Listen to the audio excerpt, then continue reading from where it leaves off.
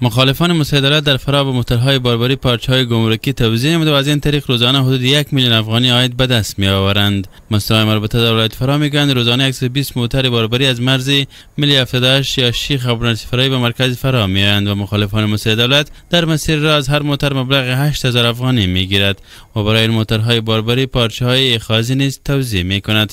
عبدالحلیم همت رئیس گمرک فرا میگوید که این کار باعث تقویت صفوف مخالفان مساعدت شده و همچنین در برخی موارد باعث آزار و اذیت دریوران مسیر ملی 78 نیز می شوند. حکومت هم به تفاوت نشده، هر لحظه در این تلاش است و ای که طالبان در از یا استفاده میکنه.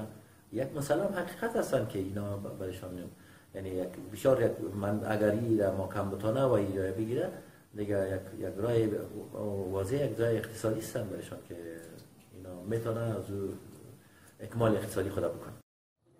در همین حال مسئولان ولایتی فرا میگویند که مخالفان مساعدت همیشه برای کنترل مسیر ترانزیتی بندر شیخ ابونصیفرایی که حدود 120 کیلومتر طول دارد تلاش نموده، اما نیروهای امنیتی به آنها اجازه این کار را نمیدهد.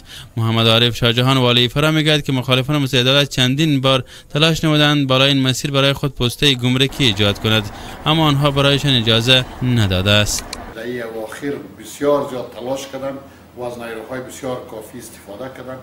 حمایتی از بعض جاهای دیگر شدن که همین مسیر بندر ابونصیفرایی را اینا تصرف کنن و میخواستند در اویسه برای خود یک پاتک یا یک گمرک درست کنن تا تمامی عواید حکومت به نفع از جنگ برن.